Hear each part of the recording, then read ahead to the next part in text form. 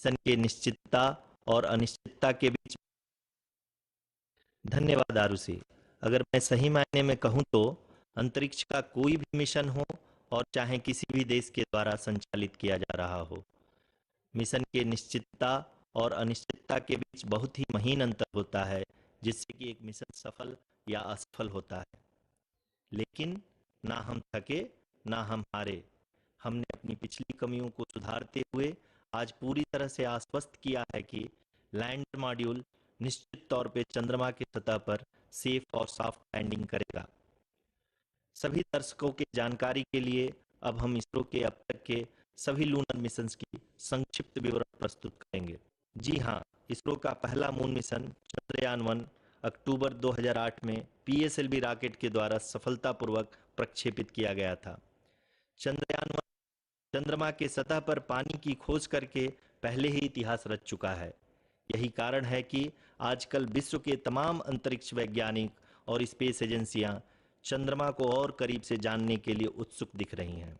अगर हम बात करें चंद्रयान 2 की, जो इसरो का दूसरा मून मिशन है, जुलाई 2019 में इसरो के सबसे ताकतवर रॉकेट LBM-3 द्वारा सफलतापूर्वक प्रक्षेपित किया गया था और आज भी लगभग 4 साल बाद यह चंद्रमा के 100 किलोमीटर के सर्कुलर ऑर्बिट में घूमते हुए बहुत ही उत्तम क्वालिटी का डेटा प्रदान कर रहा है। मिशन के प्रारंभ में इसकी आयु 1 साल निर्धारित की गई थी, परंतु LBM-3 द्वारा बहुत ही सटीक इंजेक्शन और मिशन मैनेजमेंट की वजह से चंद्रयान 2 काफ़ी लंबे समय तक कार्यरत रहेगा। अब तक चंद्रयान 2 चंद्रमा के लगभग सभी भागों का चित्र ले चुका है। इसका एक बहुत ही महत्वपूर्ण पेलोड OHRC यानी कि ऑर्बिटर हाई रिजोल्यूशन कैमरा विश्व का सबसे बेहतरीन कैमरा है, जो कि चंद्रमा के सतह का लगातार पिक्चर भेज रहा है। अब मैं आरुषि जी से निवेदन करूंगा कि वो आप लोगों को इसरो के वर्तमान मिशन चंद्रयान 3 के बारे में बताएं। अभी आपने मिश्रा जी के द्वारा सुना इसरो के अब तक के लूनार मिशंस का विवरण। अब चलते हैं towards Chandrayaan.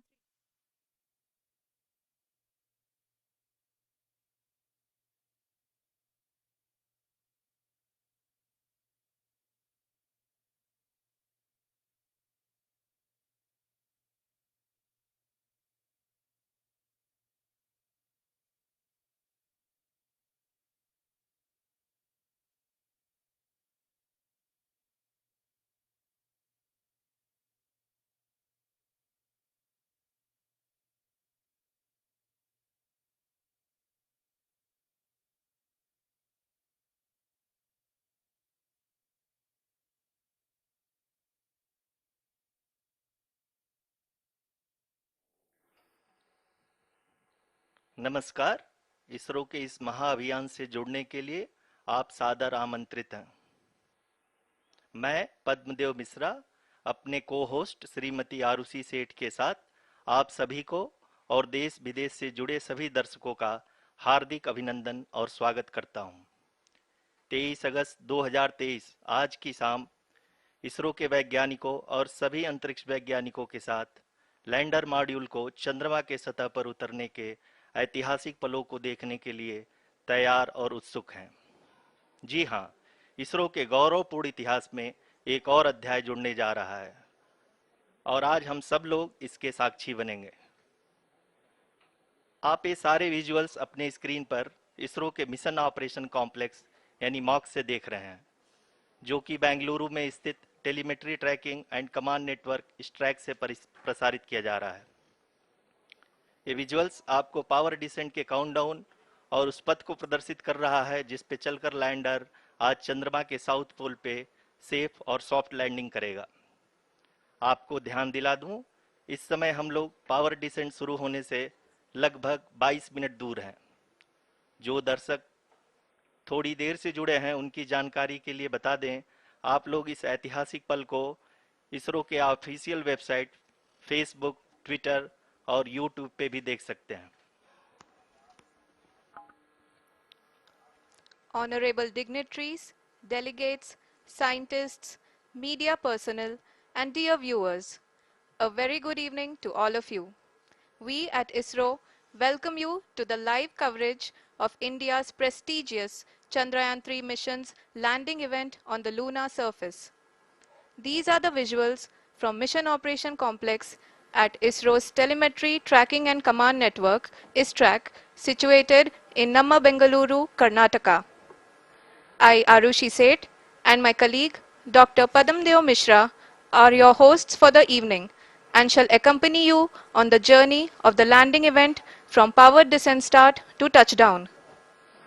Today, we shall be witnessing the final phase of the critical and most technologically challenging mission operations of Chandrayaan 3, wherein the lander module will be making a safe and soft landing on the surface of the moon. These display screens show the countdown to the power descent start as well as the path that will be followed by the lander module. We are 18 minutes away from the commencement of power descent. India is at the brink of creating history as we all await with bated breath to witness the landing on Moon's south polar region.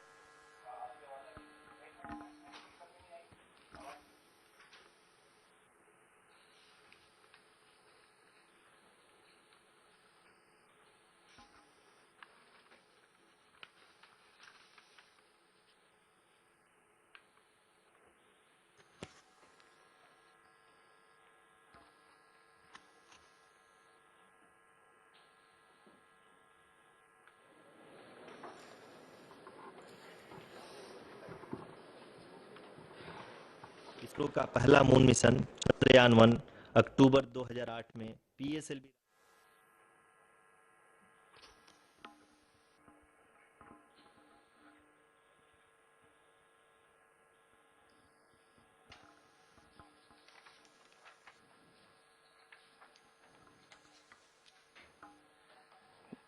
धन्यवाद आरुषि। अगर मैं सही मायने में कहूं तो अंतरिक्ष का कोई भी मिशन हो और चाहे किसी भी देश के द्वारा संचालित किया जा रहा हो, इसरो मिशन की निश्चितता और अनिश्चितता के बीच बहुत ही महीन अंतर होता है, जिससे कि एक मिशन सफल या असफल होता है। लेकिन ना हम थके ना हम हारे। हमने पिछली कमियों को सुधारते हुए आज पूरी तरह से आश्वस्त किया है कि लैंडर मॉड्यूल निश्चित तौर पे चंद्रमा के सतह पर सेफ और सॉफ्ट लैंडिंग करेगा। सभी दर्शकों के जानकारी के लिए अब हम इसरो के अब तक के सभी लूनर मिशंस को संक्षिप्त विवरण प्रस्तुत करेंगे। जी हाँ, इसरो का पहला मून मिशन चंद्रयान 1 अक्टूबर 2008 में पीएसएलवी रॉकेट के द्वारा सफलतापूर्वक प्रक्षेपित किया गया था। चंद्रयान 1 ने चंद्रमा के सतह पर पानी की खोज करके पहले ही इतिहास रच चुका है। यही कारण है कि आजकल विश्व के तमाम अंतरिक्ष वैज्ञानिक और स्पेस एजेंसियां चंद्रमा को और करीब से जानने के लिए उत्सुक दिख रही हैं। अगर हम बात करें चंद्रयान 2 की, जो इसरो का दूसरा मिशन है, जुलाई 2019 में इसरो के सबसे ताकतवर रॉकेट LVM-3 द्वारा सफलतापूर्वक प्रक्षेपित किया गया था और आज भी लगभग 4 साल बाद यह चंद्रमा के 100 किलोमीटर के सर्कुलर ऑर्बिट में घूमते हुए बहुत ही उत्तम क्वालिटी का डेटा प्रदान कर रहा है। मिशन के प्रारंभ में इसकी आयु 1 साल निर्धारित की गई थी, परंतु LVM-3 द्वारा बहुत ही सटीक इंजेक्शन और मिशन मैनेजमेंट की वजह से चंद्रयान 2 काफी लंबे समय तक कार्यरत रहेगा। अब तक चंद्रयान 2 चंद्रमा के लगभग सभी भागों का चित्र ले चुका है। इसका एक बहुत ही महत्वपूर्ण पेलोड OHRC यानी कि ऑर्बिटर हाई रेजोल्यूशन कैमरा विश्व का सबसे बेहतरीन कैमरा है, जो कि चंद्रमा के सतह का लगातार पिक्चर भेज रहा है। अब मैं आरुषि जी से निवेदन करूंगा कि वो आप लोगों को इसरो के वर्तमान मिशन चंद्रयान 3 के बारे में बताएं। अभी आपने मिश्रा जी के द्वारा सुना इसरो के अब तक के लूनार मिशंस का विवरण। अब चलते हैं towards Chandrayaan 3, the follow-up mission of Chandrayaan 2, which has been designed to accomplish our mission goals. The primary objective of Chandrayaan 3 mission is the demonstration of safe and soft landing on the lunar surface. This demonstration is a critical aspect for ISRO's future interplanetary missions. In addition to this, the mission objectives also include demonstration of roving capability and conduction of in situ scientific experiments on Moon's surface. Carried on the shoulders of India's heaviest rocket LVM-3 on the 14th of July, Chandrayaan-3 was placed in the precise elliptic parking orbit of size 170 by 36,500 kilometers. ISRO, in its mission plan of following the incremental trajectory approach, carried a total of 5 earthbound maneuvers. The fifth apogee raising maneuver, which took place on the 25th of July, placed the spacecraft in an orbit of 250 by 1,27,000 kilometers. At the early hours of 1st August, the translunar injection was carried out, after which the composite module began the final leg of its long journey of nearly 3,84,000 kilometers for its rendezvous with the Moon. The TLI was a key step in the mission, enabling the spacecraft to escape Earth's gravitational pull and travel to the Moon. An orbit of 288 by 3,69,328 kilometers was achieved at the end of the translunar injection. जी हाँ, translunar injection किसी भी interplanetary mission के लिए बहुत ही आवश्यक परंतु कठिन operation होता है। इस सफल मैन्यूवर के बाद चंद्रयान-3 पृथ्वी से दूर निकलकर चंद्रमा के प्रभाव क्षेत्र में एक हाइपरबोलिक ट्रैजेक्टरी के द्वारा पहुंचाया गया। पुनः 5 अगस्त 2023 को लूनर ऑर्बिट इंसर्शन के द्वारा चंद्रयान-3 को 160 किलोमीटर के पेरीलून और 18,000 किलोमीटर के अपोलून के साथ चंद्रमा के इलिप्टिकल ऑर्बिट में स्थापित कर दिया गया। टीएलआई के तरह एलओआई भी एक बहुत जटिल ऑपरेशन होता है। इसमें हमें यह ध्यान देना आवश्यक होता है कि उपग्रह के वेगमान को एक निश्चित बिंदु से घटाया जा सके, अन्यथा उपग्रह चंद्रमा के प्रभाव क्षेत्र से बाहर निकल जाएगा।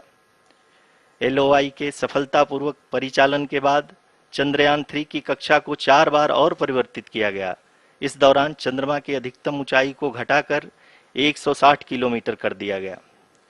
इस पूरी प्रक्रिया में प्रपल्सन मॉड्यूल का लगभग 755 किलोग्राम ईंधन का उपयोग हुआ और चंद्रयान-3 के वेगमान को लगभग 850 मीटर प्रति सेकंड कम कर दिया गया। लैंडर मॉड्यूल को लगभग 150 किलोमीटर के सर्कुलर ऑर्बिट में स्थापित करने के बाद 17 अगस्त 2023 को प्रपल्सन मॉड्यूल से अलग कर दिया गया। पुनः लैंडर मॉड्यूल के ऑर्बिट को 2 डीबूस्ट मैन्यूवर्स के द्वारा 150 किलोमीटर के सर्कुलर ऑर्बिट से घटाकर 25 गुणे 130 किलोमीटर के एलिप्टिकल ऑर्बिट में स्थापित कर दिया गया। इस दौरान यह भी सुनिश्चित कर दिया गया कि 800 न्यूटन के चारों थ्रटेबल थ्रस्टर्स पावर डिसेंट के समय किसी भी चुनौती का सामना कर सकें। लैंडर मॉड्यूल इस ऑर्बिट में 4 दिन तक चंद्रमा की परिक्रमा करता रहा ताकि इसके सभी सबसिस्टम को पावर डिसेंट से पहले कार्यात्मक रूप से वेरीफाई और वैलिडेट किया जा सके। इस दौरान चंद्रयान-2 और लैंडर मॉड्यूल की आपस में बातचीत भी हो चुकी है। और संक्षेप में अब तक की यात्रा की बात करें तो लैंडर मॉड्यूल अब तक 21 बार पृथ्वी के और लगभग 120 बार चंद्रमा का चक्कर लगा चुका है और इस पूरी यात्रा में लगभग 55 लाख किलोमीटर की यात्रा भी पूरी कर चुका है। अब तक के इस पूरे अभियान में यह भी सुनिश्चित किया गया कि सारे ऑर्बिट मैन्यूवर्स इस प्रकार किए जाएं कि लैंडिंग साइट पावर डिसेंट की शुरुआत से ही लैंडर के ऑर्बिटल प्लेन में बना रहे।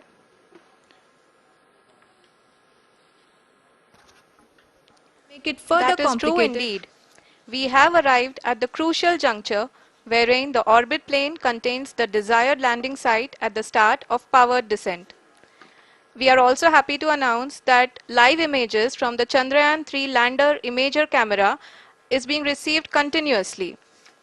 The demonstration of soft landing on the moon's surface is no ordinary feat due to the innumerable challenges and complexities involved. The lander velocity has to be killed from nearly 6,048 kilometers per hour without any aid from the thin and tenuous moon's atmosphere. The lunar dust at the time of landing and the craters and boulders scattered over the moon's surface make it further complicated to achieve this. The new and improved Chandrayaan-3 design has been built after envisaging all the scenarios which the lander module can encounter. With several software improvements, provision for full-level redundancies, a plethora of special tests, namely the integrated hot test, integrated cold test and lander leg drop tests were carried out for the lander module. The success of these tests has provided great confidence in the performance of all the onboard sensors, propulsion system, and associated guidance, control, and navigation algorithms. The key findings during the tests have enabled to improve the overall system performance. The largely unexplored south pole of the moon has been chosen as the intended landing site since there is a possibility of finding ice and other minerals which would be vital resources for future explorers. Apart from continuing investigations pioneered by Chandrayaan-1 and Chandrayaan-2, the Chandrayaan-3 mission will also provide invaluable data to the science community around the world. Let us give our viewers a glimpse on the configuration of Chandrayaan-3 mission.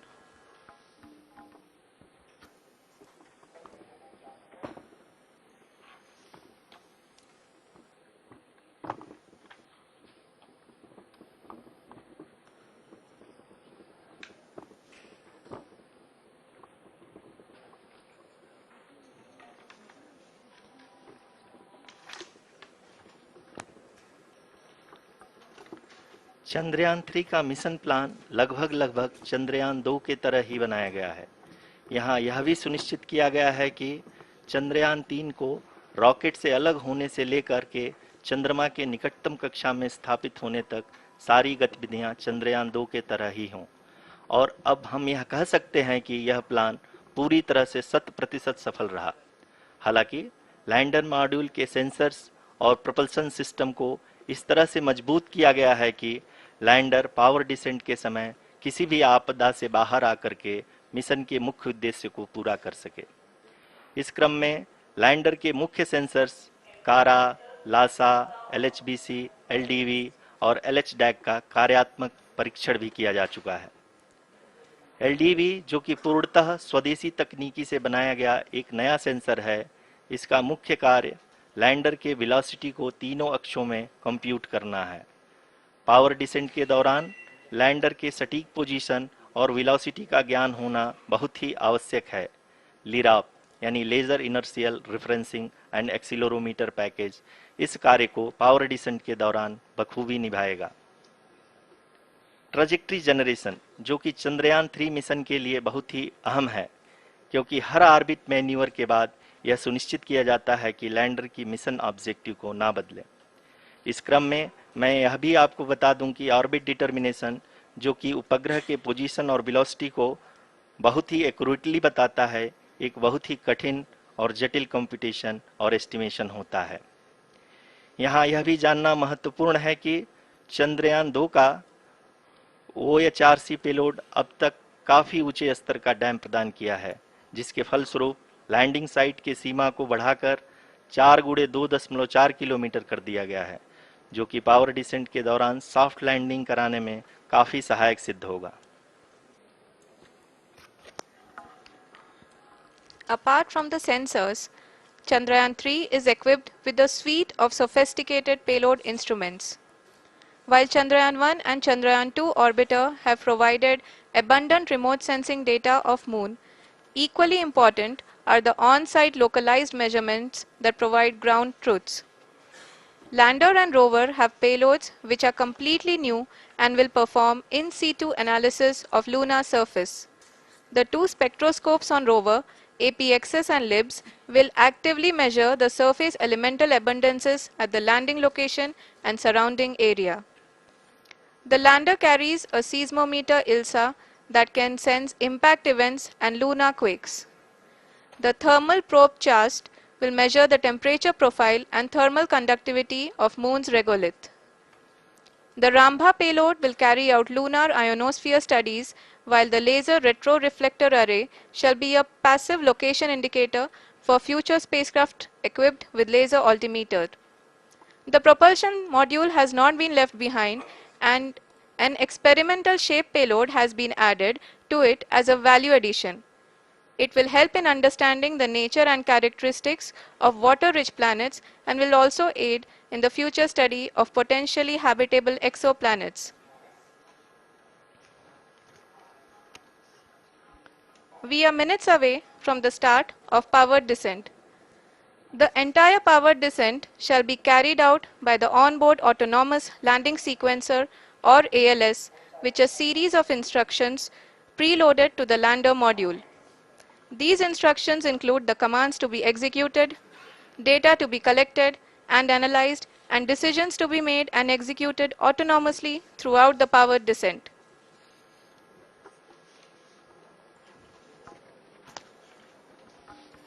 जी हाँ, अब हम power descent के बहुत ही करीब आ चुके हैं। हम आपको बताते चलें कि पावर डिसेंट को कुल 4 चरणों में बांटा गया है। सबसे पहले आता है रफ ब्रेकिंग फेज, जिसमें लैंडर की ऊंचाई को चंद्रमा की सतह से 30 किलोमीटर से घटाकर 7.4 किलोमीटर कर दिया जाएगा। इस पूरी प्रक्रिया को पूरा करने में लगभग 11.5 मिनट लगेगा और इसका समानांतर वेग 1680 मीटर प्रति सेकंड से घटाकर 358 मीटर प्रति सेकंड हो जाएगा। We have continuous flow of lander telemetry data from ISRO's Deep Space Network IDSN-32 located in Belalu, Bengaluru. The data is being acquired real-time by station and is flown to the Mission Operation Complex through our communication links. In addition to it, we also have support from ESA and JPL DSN stations. There will be no ground intervention once the ALS takes charge.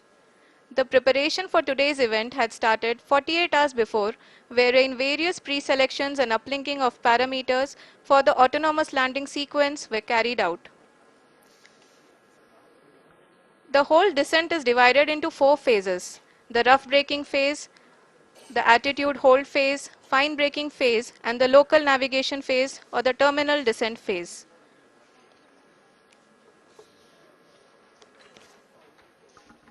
जी हाँ, attitude hold phase, जो कि power descent का दूसरा चरण है, एक बहुत ही महत्वपूर्ण फेज है। इस 10 सेकंड के स्मॉल ड्यूरेशन के दौरान लैंडर के दो महत्वपूर्ण सेंसर कारा और लासा लैंडर की ऊंचाई की गणना करेंगे। इस फेज के पूरा होते ही लैंडर चंद्रमा के सतह से कुल 6.8 किलोमीटर की ऊंचाई पर होगा। During the rough braking phase, the lander velocity shall be brought down from 1680 meters per second to 358 meters per second. The altitude will be brought down from 30 kilometers to 7.4 kilometers at the end of rough braking.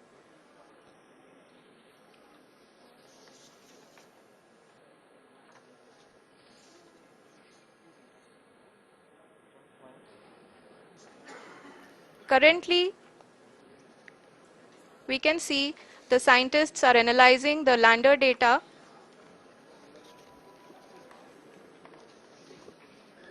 जी हाँ, हम ये देख सकते हैं कि mission operation complex रूप में बैठे सभी वैज्ञानिक ये जो भी डेटा देख रहे हैं वो डीप स्पेस नेटवर्क आईडीएसएन 32 के द्वारा प्रोवाइड किया जा रहा है। और अगर हम अब बात करें पावर डिसेंट के तीसरे चरण का, जो कि फाइन ब्रेकिंग फेज होगा, जिसमें लैंडर लैंडिंग साइट से जस्ट 800 मीटर की ऊंचाई पर वर्टिकली होगा। इस चरण को पूरा होने में लगभग 3 मिनट लगेंगे और इस चरण के पूरा होते ही लैंडर की वेलोसिटी लगभग शून्य हो जाएगी। The scientists here at ISTRAC are glued to their systems, analyzing all sorts of complex data. We are very close to the powered descent, to the start of the powered descent phase.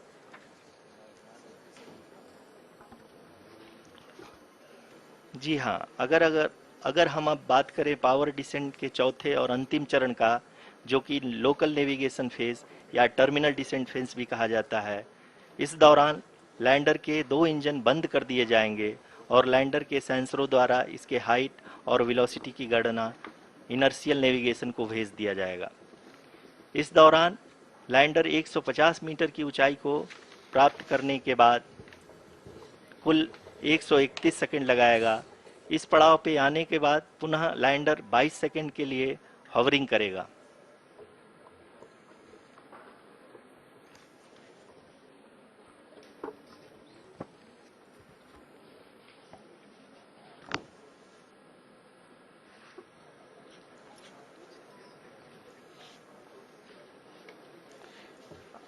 आप इस समय अपने screen पे mission operation complex में बैठे सभी मान्यगणों को देख सकते हैं, जो कि बहुत ही उत्सुकता के साथ टेलीमेट्री डेटा को देख रहे हैं।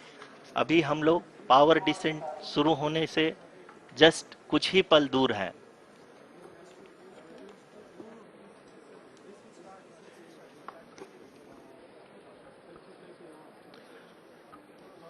पावर डिसेंट शुरू होने में लगभग 30 सेकंड ही बचा है और हमको ये सारे data mission operation complex room में आईडीएसएन 32 के द्वारा, जो कि लगातार लैंडर के कनेक्शन में बना हुआ है, प्रदान कर रहा है।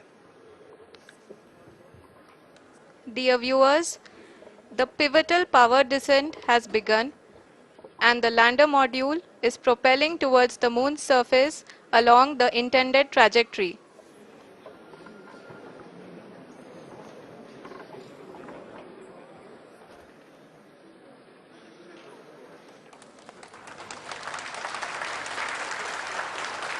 जी हाँ, अब देख सकते हैं रफ ब्रेकिंग फेज की शुरुआत हो चुकी है।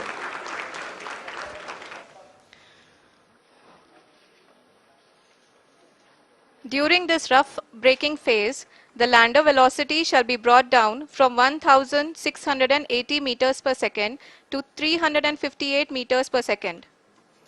The altitude will be brought down from 30 kilometers to 7.4 kilometers at the end of rough braking. All this in the duration of 690 seconds or 11.5 minutes. Currently, the Laser Inertial Reference and Accelerometer package (LIRAP) is aiding in the navigation. जी हाँ, अभी आप अपनी screen पे देख सकते हैं कि lander अब तक कुल 191 किलोमीटर हॉरिजेंटल दिशा में चल चुका है और अभी तक इसकी वेलोसिटी लगभग 31 किलोमीटर बनी हुई है।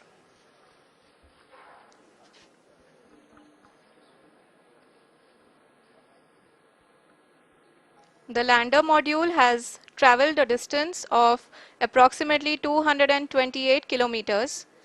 The complete downrange that will be traveled during this phase shall be nearly 713.5 kilometers.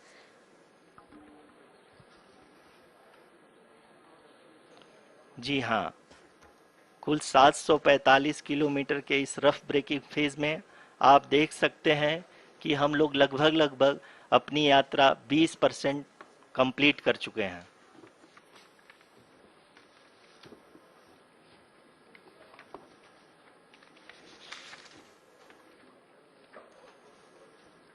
Power descent की यह शुरुआत हम कह सकते हैं कि बहुत ही सटीक और सधी हुई है, जिसमें लैंडर अपने वेगमान को अनुमानित तरीके से घटा रहा है।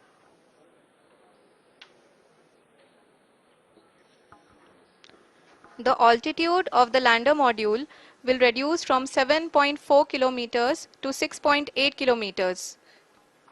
During the next phase, which is going to be the attitude hold phase.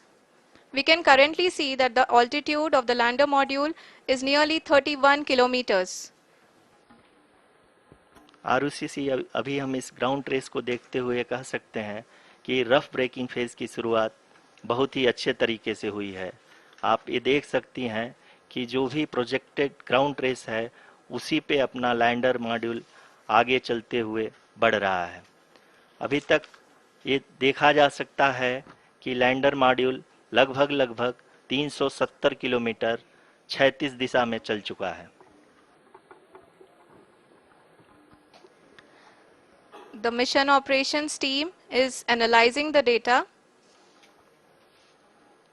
We can all see the seriousness and the concentration with which each and every parameter of the lander module is being analyzed.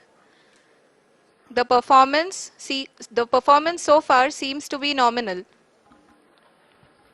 जी आरुषि, चूंकि ALS activate किया जा चुका है, इसलिए ground से कोई commanding नहीं की जा रही है। इस दौरान आपके स्क्रीन पे सारे डेटा इसरो के डीप स्पेस नेटवर्क से रियल टाइम में आ रहे हैं। इस मिशन में सेकेंड और थर्ड ऑर्डर गाइडेंस पॉलिनोमियल का प्रयोग हुआ है, जो कि इनर्शियल थ्रस्ट और एंगल के हमेशा सुनिश्चित करेगा।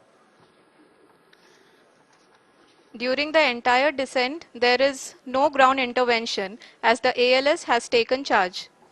The preparation for today's event had started nearly 48 hours before, wherein various pre-selections and uplinking of parameters were done.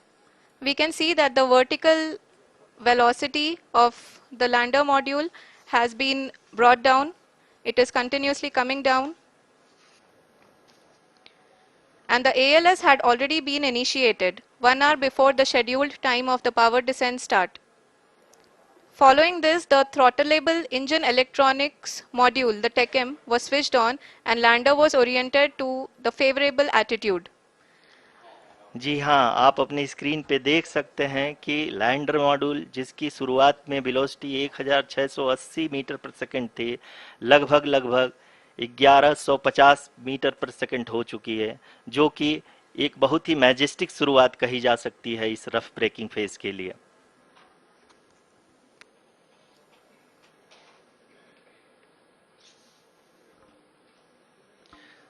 यहाँ पे मैं आपको ये भी बताते चलूं कि आप अपने स्क्रीन पे देख सकते हैं कि द लैंडर मॉड्यूल का आल्टीट्यूड धीरे धीरे अब कम होता हुआ दिख रहा है, और जो कि एक्सपेक्टेड भी है। अभी हम बात करें करंट आल्टीट्यूड की, तो जो कि 28.6 किलोमीटर के आसपास है। आप स्क्रीन पर ये भी देख सकते हैं Chandrayaan 3 lander imager display. The lander imager is continuously taking photographs of the moon surface, and that is also being streamed here. Currently the horizontal velocity has been brought down and the distance traveled is 574 kilometers. The current altitude is 27 kilometers as can be seen on the screen.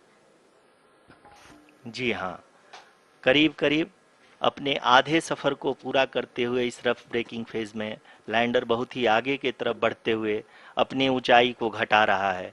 अगर अब बात करें तो lander की ऊंचाई चंद्रमा के सतह से लगभग 27 किलोमीटर से नीचे हो चुकी है, करीब करीब 26.7 किलोमीटर के आसपास है।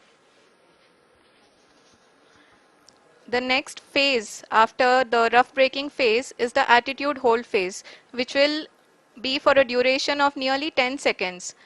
The lander will be oriented such that both the altimeters will be looking exactly towards the moon's surface. At the end of this attitude hold phase, height measurement update to navigation system will be given from the laser and car band altimeters. Currently, we are in the middle of the rough braking phase.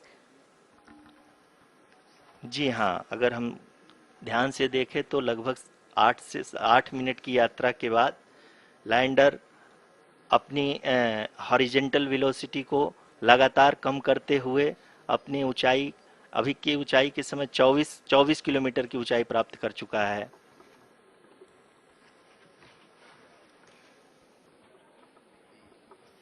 अब तक के आंकड़े को देखते हुए हम कह सकते हैं कि लैंडिंग पूरी तरह से नॉमिनल है।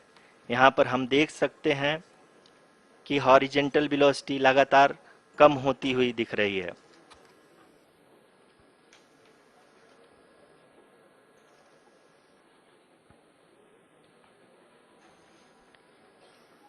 The altitude of lander from ground is currently 22 kilometer, which is again going to be coming down, and that is expected.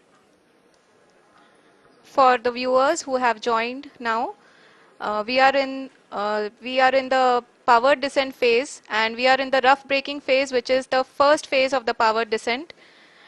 We have currently traveled a downrange of 697 kilometers, and the downrange that has to be traveled during this phase is 713.5 kilometers. जी हाँ, अभी आप देख सकते हैं कि lander की horizontal velocity लगभग 720 metre प्रति सेकंड हो गई है। लगभग हम ये कह सकते हैं कि 900 मीटर प्रति सेकंड वेलोसिटी को कम किया जा चुका है।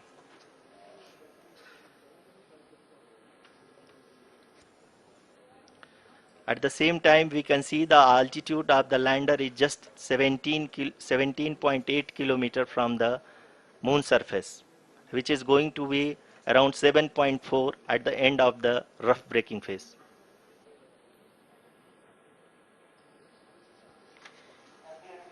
इस फेज के बाद हम जाएंगे towards the attitude hold phase, where we will be expecting sensor update from the laser and car band altimeters.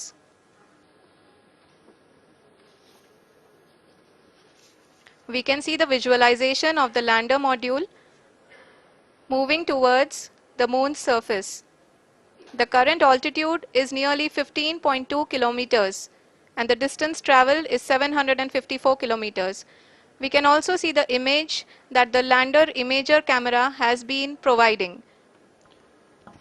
जी हाँ, इस रफ ब्रेकिंग फेज के दौरान 800 न्यूटन के चारों थ्रोटल इंजन अपने कार्य को पूरी तरह से अंजाम दे रहे हैं और लैंडर के हॉरिजॉन्टल वेलोसिटी को लगातार कम कर रहे हैं। अब तक लैंडर लगभग अपने 75 से 80% की यात्रा को पूरा कर चुका है।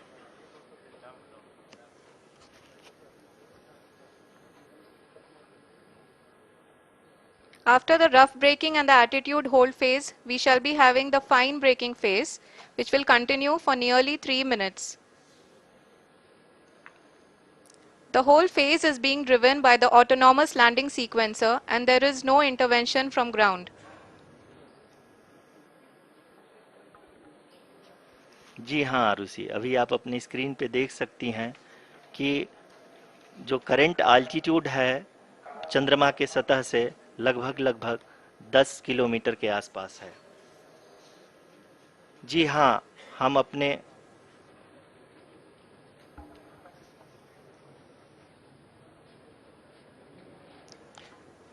जी हाँ, हमारे प्रधानमंत्री जी श्री नरेंद्र मोदी जी हम सभी का उत्साहवर्धन करने के लिए दक्षिणी अफ्रीका के जोहानसबर्ग से जुड़ गए हैं।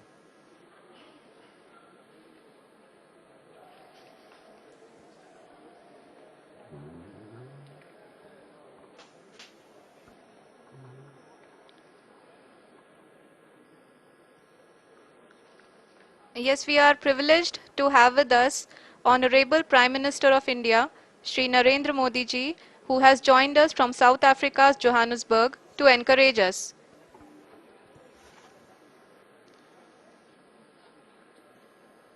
जी हाँ, आप ये देख सकते हैं एल्टीट्यूड होल्ड फेस भी बहुत ही आसानी से लैंडर फेस ने पार कर लिया है और अब फाइन ब्रेकिंग की शुरुआत हो चुकी है। अभी हम ये देख सकते हैं कि लैंडर की ऊंचाई लगभग 5.6 किलोमीटर है, जो कि इस फेज के उपरांत लगभग 800 मीटर हो जाएगी।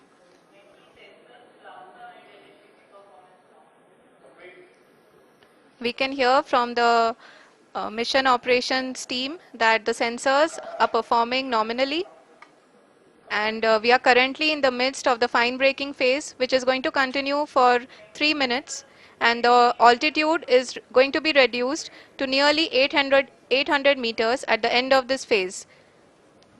जी हाँ, जैसा कि आरुषि जी ने बताया कि लगभग 3 मिनट के उपरांत लैंडर की हाइट लगभग 800 मीटर वर्टिकली होगी और यहाँ पे लैंडर की horizontal velocity, vertical velocity, even down range भी लगभग शून्य होगा।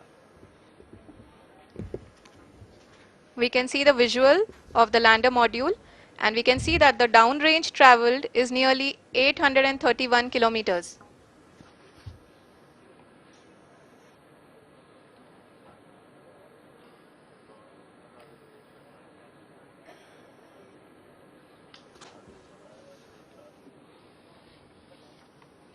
जी हाँ, आप अपनी स्क्रीन पे देख सकते हैं कि लैंडर की ऊंचाई अब चंद्रमा की सतह से लगभग 3 किलोमीटर से कम हो चुकी है।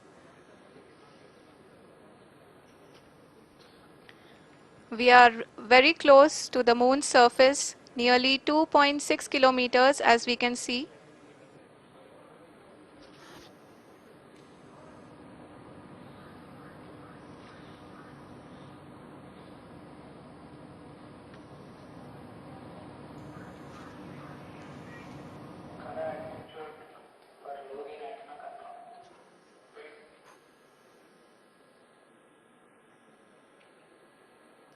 जी हाँ, अभी आप देख सकते हैं कि लैंडर की ऊंचाई लगभग लगभग 1 किलोमीटर के आसपास है।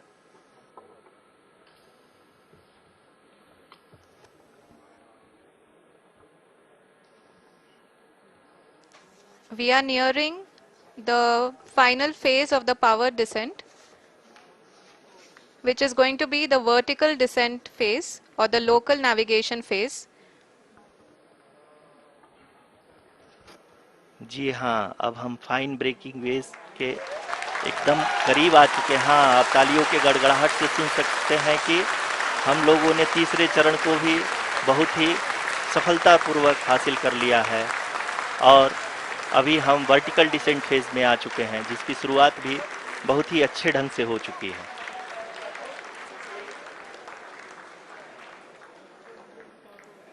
Lot of applause indicates that till now the performance has been nominal. We are in the vertical descent phase 1. The altitude is being brought down from 800 meters and we are nearing and approaching the lunar surface. जी, आप अपनी screen पे देख सकते हैं कि lander का height लगातार कम होता जा रहा है। इस समय हम लैंडिंग साइट के जस्ट ऊपर हैं और इस समय इसकी ऊंचाई लगभग लगभग 600 मीटर के आसपास है। इस फेज के दौरान लगभग 150 मीटर के ऊंचाई पे पहुंचने के बाद लैंडर अगेन लगभग 20 से 22 सेकंड के लिए हॉवरिंग करेगा। We are above the landing site. The horizontal as well as the vertical velocity is now being constantly reduced. And the lander module has begun its descent towards the landing site.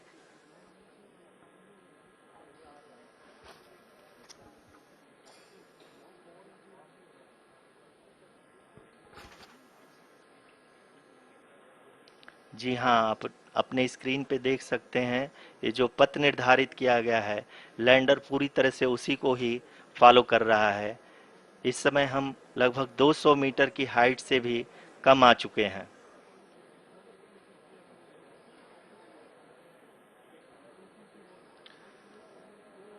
अब हम ये देख सकते हैं कि हम लगभग लगभग 150 मीटर की ऊंचाई पे हैं चंद्रमा के सतह से।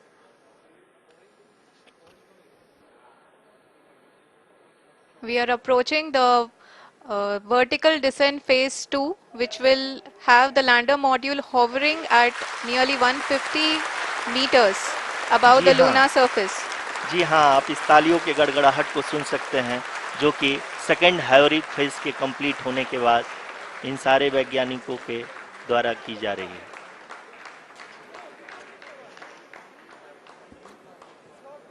जी हाँ, आप अगर फिर से ध्यान से देखें तो एल्टीट्यूड पुनः कम होता जा रहा है। अभी हम लोग लगभग लगभग 135 मीटर की ऊंचाई पे हैं। The sensors that are updating at this point are providing confirmation of the safety of the landing site. As expected, the retargeting is going on and this is a very good signature for the lander. अभी आप ये देख सकते हैं कि lander की ऊंचाई लगभग 65 मीटर के आसपास बची हुई है।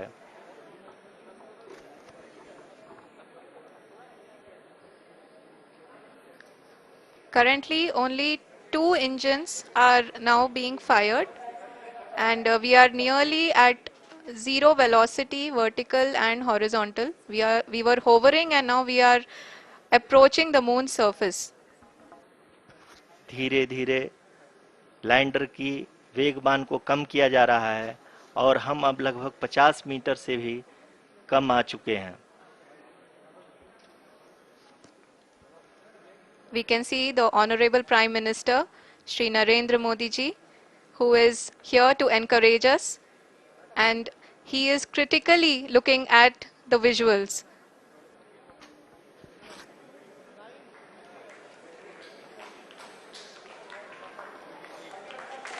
जी हाँ, आप अपने स्क्रीन पे देख सकते हैं कि हम lander module people are applauding. Let Lander us all module wait to hear from the Secretary, Department of Space and Chairman ISRO, Shri S. Somnath. Lander module पूरी तरह से सेफली और सॉफ्टली चंद्रमा के सतह पे लैंड हो चुका है। ये हम लोगों के लिए बहुत ही गर्व की बात है। हिंदी में एक कहावत है कि चंदा मामा दूर के, लेकिन अब हम ये कह सकते हैं कि चंदा मामा अपने घर के। बहुत ही उम्दा। The hard work of the entire ISRO community has come to fruition.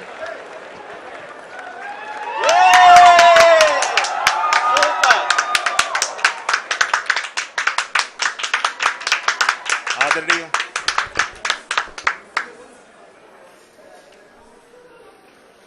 आदरणीय प्रधानमंत्री जी, नमस्कार। Sir, we have achieved soft landing on the moon. India is on the moon.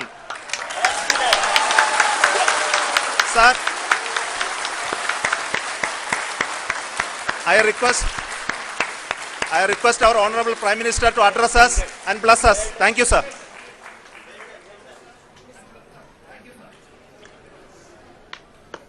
मेरे प्यारे परिवारजनों, जब हम अपनी आंखों के सामने ऐसा इतिहास बनते हुए देखते हैं तो जीवन धन्य हो जाता है। ऐसी ऐतिहासिक घटनाएं राष्ट्र जीवन की चिरंजीव चेतना बन जाती है। ये पल अविस्मरणीय है। ये क्षण अभूतपूर्व है। ये क्षण विकसित भारत के शंखनाद का है। ये क्षण नए भारत के जयघोष का है।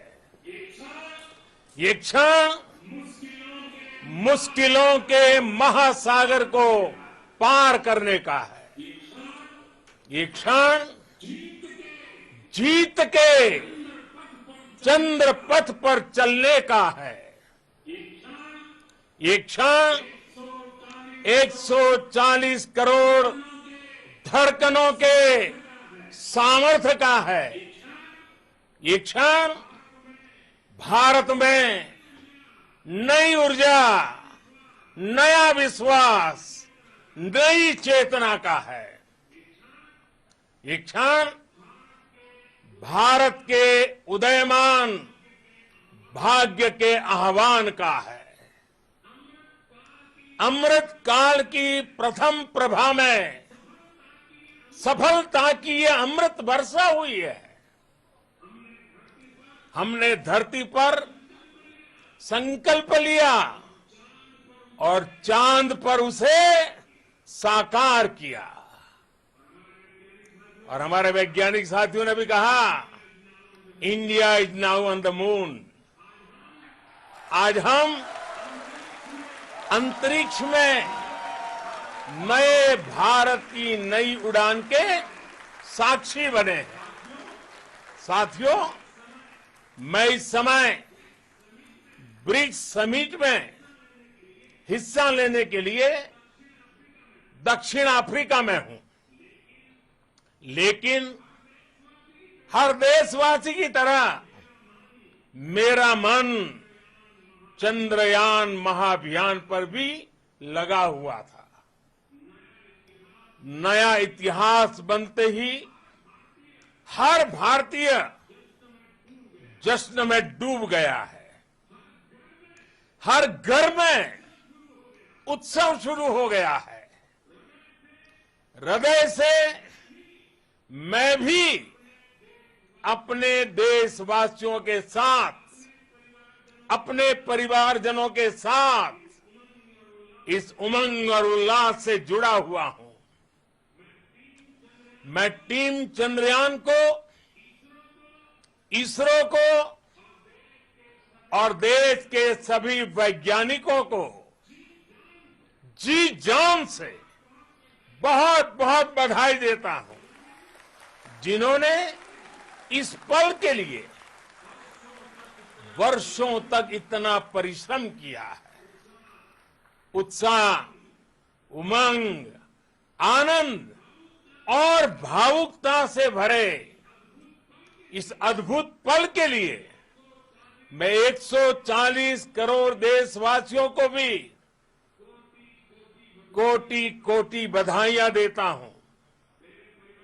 मेरे परिवारजनों, हमारे वैज्ञानिकों के परिश्रम और प्रतिभा से भारत चंद्रमा के उस दक्षिणी ध्रुव पर पहुंचा है जहां आज तक दुनिया का कोई भी देश नहीं पहुंच सका।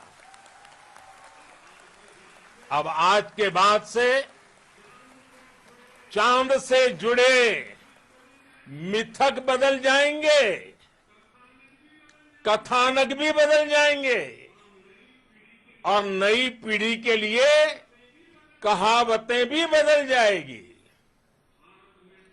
भारत में तो हम सभी लोग धरती को मां कहते हैं और चांद को मामा बुलाते हैं।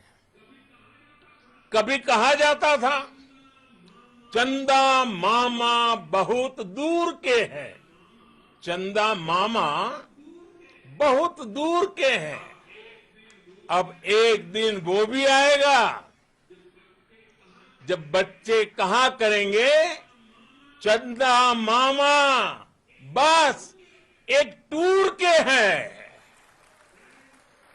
Friends, on this joyous occasion, I would like to address all the people of the world, the people of every country and region. India's successful moon mission is not just India's alone. This is a year in which the world is witnessing India's G20 presidency. Our approach of one earth, one family, one future is resonating across the globe. This human-centric approach that we present and that we represent had been welcomed universally. Our moon mission is also based on the same human-centric approach. Therefore, this success belongs to all of humanity, and it will help moon missions by other countries in the future. I am confident that all countries in the world, including those from the global south, are capable of achieving such feats. We can all aspire for the moon and beyond. मेरे परिवारजनों, चंद्रयान महाअभियान की ये उपलब्धि भारत की उड़ान को चंद्रमा की कक्षाओं से आगे जाएगी। हम हमारे सौर मंडल की सीमाओं का सामर्थ्य परखेंगे और मानव के लिए ब्रह्मांड की अनेक संभावनाओं को साकार करने के लिए भी जरूर काम करेंगे। हमने भविष्य के लिए कई बड़े और महत्वाकांक्षी लक्ष्य तय किए हैं। जल्द ही सूर्य के विस्तृत अध्ययन के लिए ISRO Aditya L1 mission launch करने जा रहा है। इसके बाद शुक्र भी इसरो के लक्ष्यों में से एक है। गगनयान के जरिए देश अपने पहले ह्यूमन स्पेस फ्लाइट मिशन के लिए भी पूरी तैयारी के साथ जुटा है। भारत बार बार ये साबित कर रहा है कि sky is not the limit. साथियों, साइंस और टेक्नोलॉजी देश के उज्जवल भविष्य का आधार है। इसलिए आज के इस दिन को देश हमेशा हमेशा के लिए याद रखेगा। यह दिन हम सभी को एक उज्जवल भविष्य की ओर बढ़ने के लिए प्रेरित करेगा। ये दिन हमें अपने संकल्पों की सिद्धि का रास्ता दिखाएगा। ये दिन इस बात का प्रतीक है कि हार से सबक लेकर जीत कैसे हासिल की जाती है। एक बार फिर देश के सभी वैज्ञानिकों को बहुत बहुत बधाई और भविष्य के मिशन के लिए ढेरों शुभकामनाएं। बहुत बहुत धन्यवाद।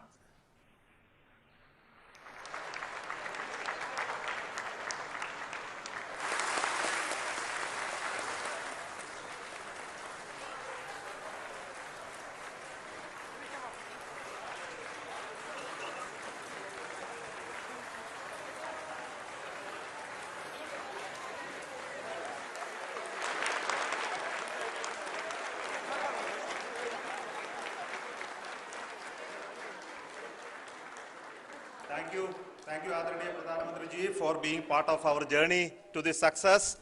And let me take this opportunity to thank the people behind this mission, the project director of Chandrayaan-3. He is here. Veera Muthuvel, congratulations to you. The associate project director, Kalpana, and the mission operations director,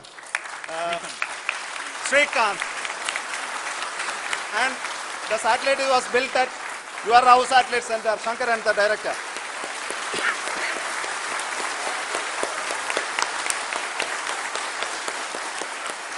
Thank you, sir.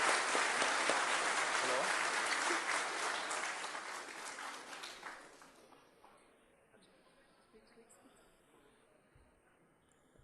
It's a great moment of happiness on behalf of team. It gives me immense satisfaction on achieving this goal as a project director of this mission. The entire mission operations, right from launch till landing, happened flawlessly as per the timeline, and we became the 4th country to land to demonstrate the soft landing onto the moon surface, and we became the first country to go to near to the south pole of the moon.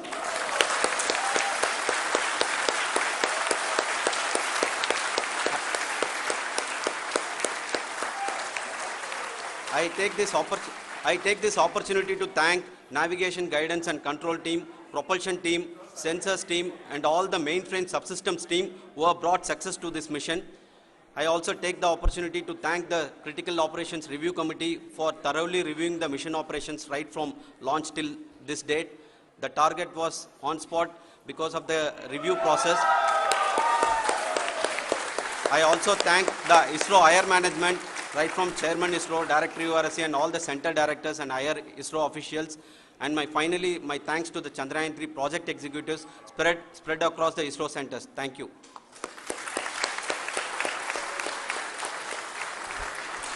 Mission Director Srikanth. It gives me an immense pleasure to be part of Chandrayaan-3 and acting as Mission Director. I would like to thank each and every team member who has supported in carrying out all the mission operations flawlessly, and I would like to thank my senior management, Chairman ISRO, Director URSC, my senior colleagues and my team members for carrying out and supporting all the things carrying out in a proper way. Thank you very much. Associate Project Director Kalpana. Good evening to all. This will remain the most memorable and the happiest moment for all of us, for our team Chandrayaan 3. We have achieved our goal flawlessly. From the day we started rebuilding our spacecraft after Chandrayaan 2 experience, it has been breathe in, breathe out Chandrayaan 3 for our team. And starting from the reconfiguration to all the special tests and the simulations we have conducted meticulously, and this has been possible only because of our immense effort from our Chandrayaan 3 team, and of course with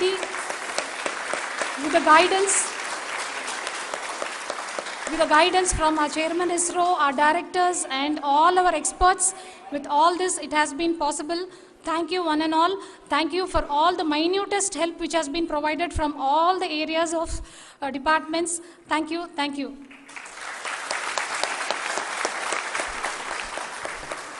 Now, Chandrayaan 3 is a result of the work done by thousands of scientists, engineers, our staff and industries and support team across ISRO and other places, other institutions. And Shankaran has been the lead of the center which integrated all of these efforts in the last so many years. So I request him to speak on behalf of all of you.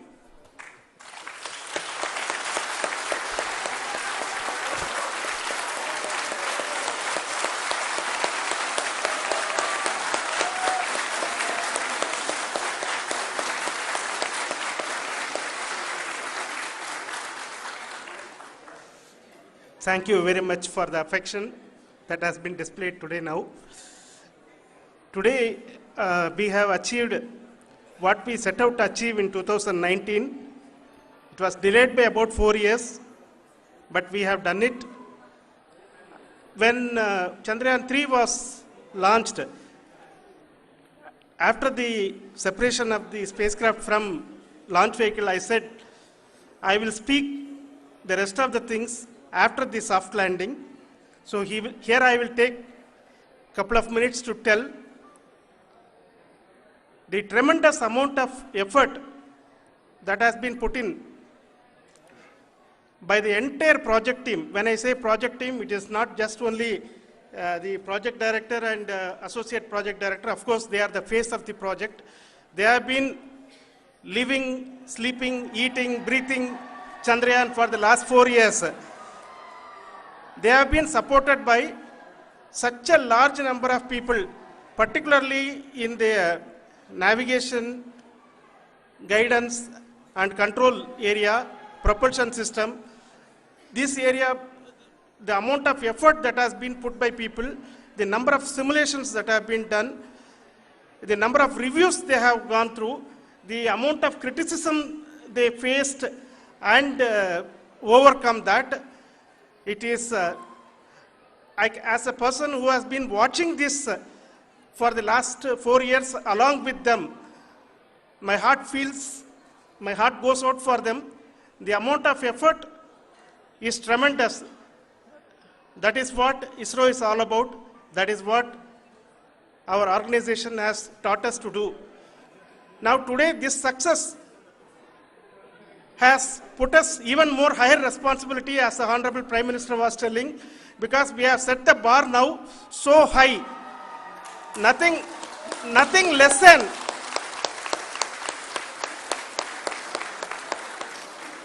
less spectacular than this is going to be inspiring for any of us in the future.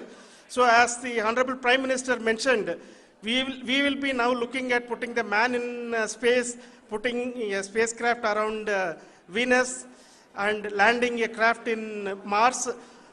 Work on all these activities are going on for a few years. And this success today will inspire us and will spur us to take those efforts even more strongly so that we will make our country proud again and again and again. Thank you very much for every one of you who have directly or indirectly participated in this mission, encouraged us, intentionally or unintentionally helped us in all for every one of you. A big thank you, because even casual remark, an unintended point can help a person who is striving to reach a goal. The person who is making that remark may not have meant it that way, but sometimes it can ignite that's why I said that even unintended help is very, very, very welcome, and we are very, very thankful for that. Thank you, Team ISRO, for supporting all of us. The amount of affection we received when this mission came into this final stage, the number of people who gave us confidence that nothing can go wrong, and this is going to be successful. In fact, I was not that much confident, because we have seen a couple of times issues, because I know very well as a person who has been doing in this domain for 36 years, I know there are thousands of things. Any of that can anytime go wrong and derail.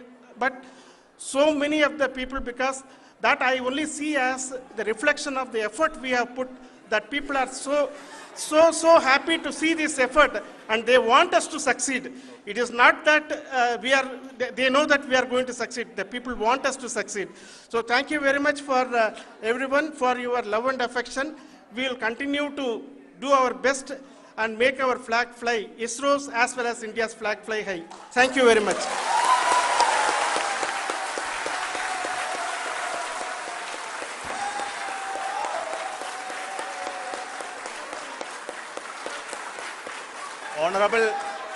Honorable Prime Minister called me and conveyed his greetings to each one of you and your family, for the wonderful work you did in ISRO. So thanks are to him for the support that he is giving to us for missions like Chandrayaan 3 and the missions that are in the offing. I think that's a great word of comfort that we are receiving for pursuing the inspirational work that we are doing for the nation. I want to tell you, and I want to thank you also for each and everyone who prayed with us in the last many days, who wanted this success to happen in ISRO. I thank all those people all around the country and maybe beyond the country for their blessings and wishes and affection that he has given to each one of us for doing this work for the last so many years. I want to specifically thank some senior people who have been standing with us, especially the name of Kiran Kumar sir and Mr. Kamalakar, Sri Koteshwar Rao. They have been helping so much. They were part of the team to help them to get the confidence and get the reviews done to ensure that nothing goes with any mistakes.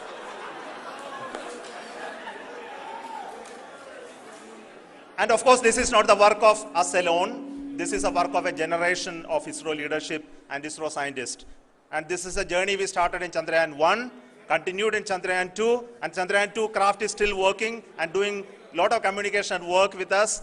And all the team that contributed to building Chandrayaan 1 and Chandrayaan 2 should be remembered and thanked while we celebrate Chandrayaan 3.